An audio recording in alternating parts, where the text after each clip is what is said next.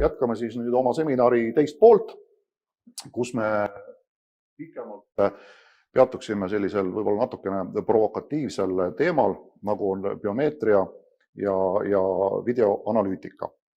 Aga nagu öeldakse, kordamine tarkuse ema ja selleks, et meil esimesest plokist asjad õigesti meelde jäid, siis veel kord meenutame, et kui nüüd organisatsioon viib seda videoseadmete, pilti edastavate seadmete kasutamist läbi ainult ise, ehk siis ta paneb seadmed, pildi salvestis on tema kontrolli all, näiteks tema serverites, ja koostööpartnerid ta ei kaasa, et siis ta on nii-öelda ainuisikuliselt selle salvestise osas toimuva andmetöötluse suhtes siis see vastutav töötleja.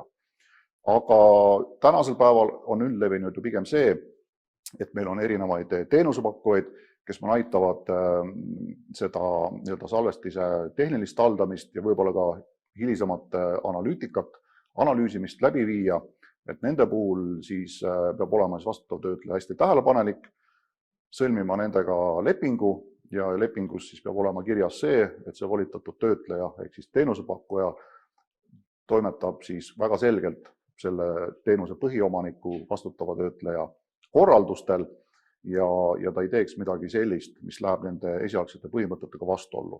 Ma tahaks juhtida tähelepanu eelkõige selle salvestise nii-öelda hoidmise keskkondadele, et väga tihti on täna need salvestised nii-öelda vaikena teenusepakkuja pilveteenuses, et olge siis hoolsad ja jälgige, et mis on selle salvestimise ja salvestise hoidmise tingimused seal, kus koha peal see salvestis ka nii-öelda füüsiliselt maailmas paikneb, kui ta on nii-öelda väljaspool Euroopa majanduspiirkonda, et siis te peate rakendama täiendavat hoolsuskohustust ja vaatama, et millised on need täiendavad garantiid ja kaitsemeetmed, mis üldmääruses ette näeb, et salvestis kolmandasse riiki edastada.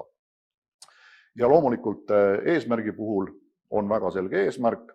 Levinud eesmärk on täna, eks ole, varakaitse, inimeste kaitse, aga tegelikult ju tänasel päeval videokaameratega ja salvestisega on võimalik teha väga palju erinevat analüütikat, nii et ei saa üldse välistada, et teie eesmärk saab ka teatud juhtudel olla see, et näiteks kaubanduskeskustes müügipindade sihitum planeerimine või näiteks külastatavuse loendamine.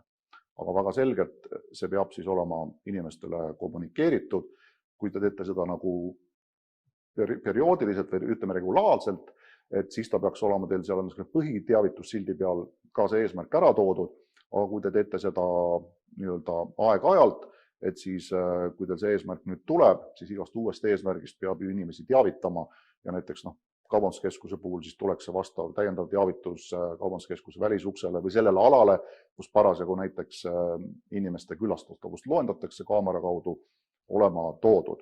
Ja veel kord meenutan, kaamera kasutamine ei saa olla eesmärk enesest, vaid peab olema siis hinnatud see, et kas seda eesmärki saab inimeste suhtes vähem riivavamal moel läbi viia. Kui see on võimalik, siis seda ka teha, aga kui see ei ole võimalik ja mõistlik, siis loomulikult saab ka kaameraid kasutada. Nüüd analüütikast. Analüütika on siis täna, ütleme siis andmetöötluse maailmas selline väga väljakutsuv ala ja valdkond. Kohati ta kipub toimuma põranda all, kohati ta on niimoodi piiri peal, hallis alas, aga kui me nüüd paneme selle analüütika selgelt videosalvestise konteksti, ehk siis analüüsitakse seda, mida kaamera kaudu on nähtud või saadud, siis nagu ma ütlesin, ka see eesmärk tuleb selgelt välja öelda, et seda te ei saa teha lihtsalt selle inimeste ja vara kaitsel. Võib-olla on teatud võimalused, mida on võimalik ka algse eesmärgi raames teha, näiteks millises poepiirkonnas või letis vargused esinevad või näiteks varaste avastamine. Et see on selgelt algse eesmärgiga kooskõlas ja hilisem nii-öelda pildi läbivaatamine, töötlemine sellel eesmärgil on täiesti lubatud. Aga kui nüüd näiteks jällegi on näite kaubanduskeskus, sest see on selline piirkond, kus nii-öelda on väga palju inimesi korraga koos ja kus on täna ka ju väga palju nii-öelda seda kaamerate katvust, et kaubanduskeskustel võib tekkida aeg-ajalt soov saada aru, kes on nende külastajad, et nii-öelda jälgida seda pilti ja analüüsida hiljem selliste üldiste tunnuste alusel, et kui palju üldse on poes nii-öelda käijaid, palju neist on näiteks mehed, naised, lapsed, et seda täna ju tegelikult selline videopildi hilisem järeltöötlus ju täiesti võimaldab teha erinevate nii-öelda algoritmide näol. Ja meil on võimalik korra ekraanile saada üks pilt 4, kus siis meil on sellised erinevad olukorrad ka püütud graafiliselt selgitada, et aru saada, mida võib kaamera pildiga poes või kaubanduskeskuses nagu juhtuda. Ja siin meil on nüüd võib-olla näited, aga ma võib-olla nagu lühidalt selgitan nad siin praegult üle, et esimesel pildil inimesed paremalt poolt sisenevad kaubanduskeskusesse ja nad on lihtsalt nii-öelda kaamerate üldise jälgimise all. See pilt näiteks jookseb turvaruumi ja salvestub. Siis teine pilt on see, kus nüüd soovitakse natuke nagu külastajaid segmenteerida. Et jällegi ei minda nii-öelda konkreetse isiku tasemele, vaid soovitakse näha näiteks palju on tõepoolest. Võib-olla algoritm oskab seal natukene ka üldiste väliste tunnuste põhjal inimese sellist vanuse suurusjärku arvestada. Ehk siis see on see pilt 2, kus meil on täna siis nii-öelda kaabudeta ja kaabudega inimesed. Ja põhimõtteliselt, kui nüüd eesmärk on välja selgitada, et piltlikult öeldes palju täna meil käis kaabudega inimesi, siis see on jälle selline üldiste tunnuste alusel analüüs. Ja pilt 3 on nüüd seal kõige keerukam olukord. Sellel me nüüd mõne hetke pärast peatume pikemalt, et siin nüüd on näha, et meil on need unikaalsed inimesed täna markeeritud erivärvi lipsudega, et seda lipsu ei pea siin siis võtma nagu konkreetselt nagu lipsu kui esemena, et kui ma võtan nüüd lipsu ära, et siis ma olen teistsugune, vaid see nagu antud pildil illustreerib siis erinevaid unikaalseid inimesi. Ja järgmisel alal, siis nagu te näete, on nende inimeste peale tekkinud kastikesed, mis siis nüüd tähendab seda, et nendest inimestest on siis hõivatud nende kohta tema unikaalsed need välised tunnused. Mitte lips, aga näiteks näokujutis, kehahoiak, võib-olla midagi muud, mis võimaldab siis näiteks nendest 4 või 5 valimist inimesi nii-öelda üksikult eristada ja vajadusel nii-öelda läbi poe kaubanduskeskuse erinevalt trackida. Kas see on lubatud? Sellele me kohe jõuame, aga see on nüüd see pilt, mis siis illustreerib seda nii-öelda unikaalsete tunnuste hõivamist. Ja selle kolmandas nii-öelda ruumis ongi näha, et see nii-öelda punase lipsuga inimene, et see on siis see, keda soovitakse nüüd jälgida, mitte nagu suvalisi inimesi, vaid just konkreetset inimest. Nüüd sageli küsitakse ka seda, et hästi, et mul on pilt ma tahan teda võib-olla nii-öelda turvalisuse mõttes detailsuse ja resolutsiooniga vaja, et kas ma võin teda näiteks siis anonüümimise või pseudonüümimise eesmärgil töödelda, näiteks hägustada. Et lihtsalt pildil on näha piltlikult öeldes sellised mustad kastikesed, aga ei ole võimalik enam eristada, kas ta on mees või naine, rääkimata tema spetsiifilistest näiteks näotunnustest.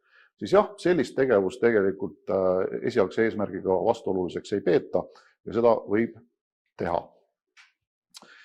Nüüd valve on väga selgelt üks eesmärk ja valvet nii-öelda tehniliselt ja selles vaates, et mis on need tööriistad täna, mis võimaldavad sellist valvet kurjamite tuvastamist läbi viia, on läinud juba väga detailseks. Aga nüüd jõuame kahjuks ühe olukorrani, mis puudutabki seda sama biomeetriat, ehk siis inimese füüsilisi, füsioloogilisi või käitumislikke omadusi. Teatavasti biomeetria nii-öelda ajalooliselt on meile väga paljudele mällu sööbinud kas sõrmejäljekujutise, silmaiirise kujutise, näokujutise kui sellisena, et inimest tuvastatakse selle alusel. Aga isikuandmete kaitse üldmääruse nii-öelda mõistete artikkel annab väga selgelt aimu, et biomeetria on ka kogu see nii-öelda inimese füüsiline keha, ehk siis tema nii-öelda kehalised unikaalsed või kordumatud iseloomulikud detailid. Ja teine pool nüüd, mis täna isikuandmete kaitse üldmäärusest tuleb, on see, et seda nii-öelda inimese unikaalsust, tema neid unikaalseid detaile hõivata, ütleme siis pildi pealt või nii-öelda suhteliselt online'is läbi kaamera ja hilisemalt töödelda võib ainult sisuliselt inimese nõusolekul. Jah, tõepoolest, kui te vaatate üldmääruse artiklit 9 lõige 2, siis seal on toodud 10 erandit, mis justkui annavad selle võimaluse. Aga kui te nüüd natuke nendesse eranditesse süübite, siis te saate aru, et siseriiklikult täna nii-öelda oma organisatsioonid, ma võib-olla nagu ei pea silmas õiguskaitseasutusi, aga kõik need organisatsioonid, kes täna kas siis nii-öelda üldaladel või töökeskkonnas sees kaamerat kasutavad ja soovivad selle kaamera nii-öelda põhiselt hõivata inimese biomeetriat, peavad lähtuma siis sisuliselt täna ainult inimese nõusolekust. Sellepärast, et kuigi üldmäärus andis võimaluse neid biomeetria sätteid igal liikmesriigil endal reguleerida, siis Eestis kahjuks on praegult olukord, kus seda erinormi ei ole sisse viidud ja seetõttu tuleb lähtuda üldmääruse reeglitest. Ehk siis ma toon nüüd mõned näited, mida see tegelikult näiteks erinevatele organisatsioonidele tähendab. Meil on päris palju kirjutatud, me oleme andnud selgitusi, meie nõuandetelefonile on helistatud ja küsitud sellise võimaluse kohta, et töökeskkonnas, nii-öelda tööruumidesse sissepääs. Et üsna levinud on seni olnud, eks ole, uksekaardid, kas NFC või RFID põhised kaardid, et ettevõte sooviks seda teha nüüd kas näiteks inimese sõrmejälje või meie tänase seminari kontekstis inimese näotuvastusega. Et inimene seisab korra kaamera ette või vaatab nüüd ukse kõrval korra kaamera silma, inimese biomeetria pilt on eelnevalt süsteemi pandud ja kaamera nüüd hindab, et kas see inimene, kes nüüd ekraani peal on, kas temal on lubatud ruumi siseneda või mitte. Vot see nüüd tähendab biomeetrilist andmetöötlust ja kahjuks seda ei ole võimalik ettevõtjal täna nii-öelda lepingu raames ehk siis töölepingu raames läbi viia. See tähendab, et tööandja võib küll seda lahendust kasutada, aga ainult nendele inimeste osas, kes on selleks nii-öelda nõus. Ja kõik teised töötajad, kolleegid, kes ei ole nõus, siis nendele tuleb ja peab olema tagatud jätkuvalt alternatiiv, kas siis võti või näiteks kiipkaart. Ehk siis seda nõusolekut ei saa kõigile peale suruda, vaid nagu te teate, nõusolek on inimese nii-öelda vabatahtlik tahteavaldus ja töökeskkonnas ei saa ta olla selline, et võta või jäta. Nüüd teine näide, näiteks jällegi poevaraste tuvastamine. Et kui me nagu mõtleme, siis tehniliselt oleks ju väga mõistlik, kui me teame, et selles poes käib ja liiguvad inimene või inimesed, nimetame neid siis näiteks sarivarasteks, kes aeg-ajalt pahandusi läbi viivad, et kui nüüd selle inimese nii-öelda pilt panna süsteemi, nii-öelda hõivata tema biomeetrilised tunnused ja nüüd iga kord, kui inimene, kui see varas piltlikult öeldes või pahalane poodi siseneb, et siis läheb juba turvatöötajal alarm püsti, sest kaamera on tuvastanud, et varas on poes, siis see tegelikult tähendab seda, et selleks, et seda varast nii-öelda sealt süsteemis oleva pildiga võrrelda ja tuvastada, on vaja ju hõivata kõiki poodi sisenejate biomeetriat, ehk neid kas näokuju või neid unikaalseid andmeid. Ja jällegi, seda kahjuks on võimalik teha ainult täna nõusoleku alusel, aga ma arvan, et sellist nõusolekut ei ole võimalik teil päriselus kuidagi võtta. Või teine näide, erinevad personaalteenindused, näiteks hotellis on sul nii-öelda püsiklient, tema pilt on süsteemis, jällegi saabub inimene hotelli, uksekaamera juba tunneb ta ära, annab valvelauda administraatorile teada ja juba teda tervitatakse viisakalt jällegi ainult nõusoleku alusel. Ja isegi kui see sama inimene ise on nõus, ta ütleb, et jah, minu pilt võib teie süsteemis olla, te võite sealt biomeetria hõivata, te võite minu andmeid töödelda, aga jällegi, selleks, et aru saada, et nüüd see inimene sel päeval, see kell nüüd uksest sisse tuleb, on vaja kõigi sisenejate biomeetriat kas ajutiselt võtta, võrrelda süsteemis olevate andmetega ja isegi kui te nagu kustutate need kohe ära, siis on ikkagi tegemist biomeetria hõivamisega. Ehk siis, kui te juba seda biomeetriat hõivate, sõltumata sellest, mis te temaga edasi teete, kas te kustutate ta kohe ära või te hoiate teda näiteks räsitult, niimoodi, et ei hoiagi tegelikult seda biomeetrilist kujutist või malligi, jällegi on probleem. Ja kolmas näite on inimeste liikumisharjuvused. Et jällegi, kui me paneme selle pilt 4 korraks ekraani peale, et sealt on näha, et on võimalik neid inimesi jälgida üldistatult, aga on võimalik ju tehniliselt ka läbi biomeetria vaadata, kuhu konkreetselt iga inimene läheb. Ja jällegi sellist asja täna kahjuks seaduses lubatud ei ole teha.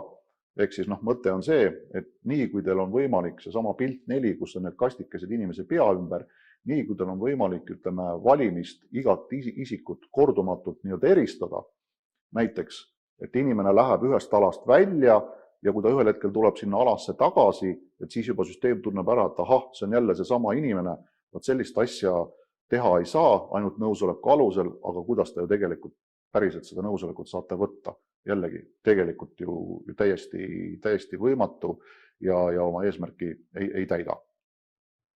Nüüd vaatame täiendavalt mõningasi näiteid, et millal siis biomeetria on või millal biomeetria ei ole, et te olete meile väga palju erinevaid küsimusi saatnud ja käiksin siis mõned küsimused üle.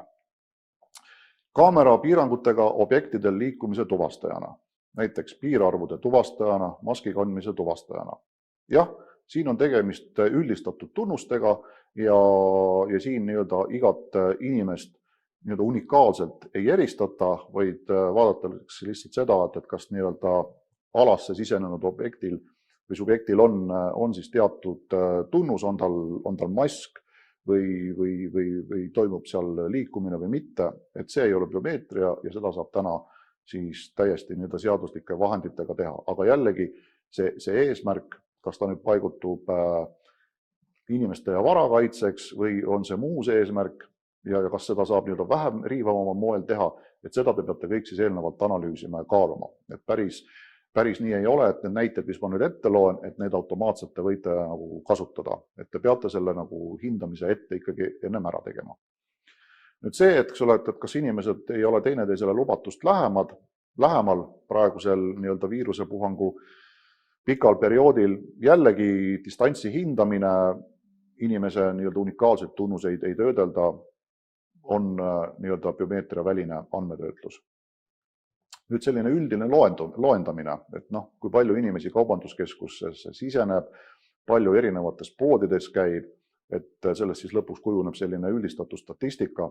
Jällegi, see on lubatud sinnamaani, kui te ei suuda statistikast välja võtta kordusi. Ehk siis näiteks, poe uksest, inimene siseneb sisse, läheb teiselt poolt, parkla poolt uksest välja ja ühel hetkel tuleb peauksest uuesti sisse. Kui te loete selle üldise külastatavuse numbri sisse, on kõik hästi, aga kui teil süsteem juba ütleb, et oi, see inimene juba on täna sisenenud ja ma seda statistikasse arvesse ei võtta, et jällegi, kui te suudate ühte inimest teisest eristada, siis see on biomeetria ja seda te täna siis väljaspool nõusolekut teha ei saa. Samamoodi, kui te nüüd analüüsite seda, et kaua inimesed kaubanduskeskuses on, ehk siis piltlikult öeldes tähendab see ju jällegi, te peate fikseerima inimese tasemel aja, millal ta tuli poodi ja millal ta poest välja läks. Ja see on nüüd jällegi konkreetse ostja kasutaja põhine, tema unikaalse kehaparameetrite põhine. Ja sellisel juhul jällegi on tegemist nende unikaalsete tunnustega, mis kvalifitseerub biomeetria alla. Nüüd näotuvastusest läbipääsusüsteemides ma rääkisin, et see on biomeetria ja seda siis töökeskkonnas saab lahendada niimoodi, et kes on sellega päri, nendelt te võtate siis nõusoleku, aga te peate ka arvestama, et nõusoleku üks oluline osa on see, et selle saab alati tagasi võtta inimene või ka töötaja, et siis peab olema inimesele töötajale alternatiiv alati võimaldatud ja kes ei ole nõus, siis nemad kasutavadki uksekaarti edasi. Nüüd näiteks kaamera vaateulatuses liikumistrajektooride kaardistamine või kaamera kogumi vaateulatuses liikumistrajektooride kaardistamine. Jällegi, see on selline üldine tegevus, kus te lihtsalt seda üldist massi, mis kas siis näiteks kaubanduskeskuses tuleb, saate jälgida, ilma et teil on vaja eristada konkreetsest massist erinevaid inimesi selle persooni detailsusega. Kui seda ei tehta, siis see on täiesti lubatav. Nüüd üks küsimus on vahepeal tulnud selline, et millele ka Martin põgusalt peatus, et kuidas on võimalik tehniliselt siis kas ja neid tehniliselt on neid võimalusi funktsioone kinni panna, et täna karbitootena seadet ostes või videotehnikat üles pannes on justkui see biomeetria automaatselt juba rakendatud. Et siin ma ütleks, et kindlasti peab olema nii palju hoidu ja nutti, kas siis ise või spetsialistil vaadata üle, et selle biomeetria komponendi peab olema võimalik välja lülitada. Ehk siis ei saa olla niimoodi, et te ostate karbitoote, mille põhifunktsioon ongi juba see, et hõivab inimese unikaalseid tunnuseid. Kui te seda teete, siis te kahjuks lähete seadusega vastuollu. Ja nüüd lõppu veel kiirelt mõned näited. Jällegi, see on nüüd turvaeesmärkidel, et inimene longib näiteks teatud alas, kas parklas sihitult ringi autode vahel, et turvameeskond saaks siis nagu aru ja tuvastada, et seal nüüd toimub selles alas mingisugune pikem tegevus, mis ei tohiks nagu olla. Et jällegi, kui te seda ei erista, et kui see inimene on sealt alast ühel hetkel lahkunud ja nüüd ta tuleb ühel hetkel tagasi ja te saate aru, et see on sama inimene, ma mõtlen nagu tehnoloogiliselt, kui te teete seda nagu visuaalselt, siis see ei ole biomeetria. Aga biomeetriast ma räägingi täna, kui seda teeb tarkvara algoritm taustal. Visuaalsel hindamisel on nagu kõik hästi. Nüüd turunduse eesmärkidel näiteks, kas ja kui palju inimesi mõne vaateakna eest on läbi käinud, jällegi üldistatud eesmärk lihtsalt lugeda andmeid, palju seal vaateakna ees inimesi on olnud ja võib-olla ka see, et kaua nad keskmiselt seal on peatunud. Poesüsteemis vargapilt, seda põgusalt juba rääkisin, et see on siis pildi alusel varga tuvastumine algoritmiga automaatselt, mitte inimsilmade läbi, et see kõik on biomeetria. Et veel kord, ärge saage must valesti aru, kui te teete neid hindamisi ja analüüsi kuidas ütleme siis inimliidesega, ehk siis neid salvestisi vaatab füüsiliselt läbi konkreetne töötaja ja teeb sealt endale märkmeid üldistusi, siis see on kõik lubatud. Isegi kui ta visuaalselt suudab eristada seal, et see inimene nüüd oli näiteks piimaleti juures, nüüd liikus tööstuskaupade leti juurde, et see on nagu lubatud.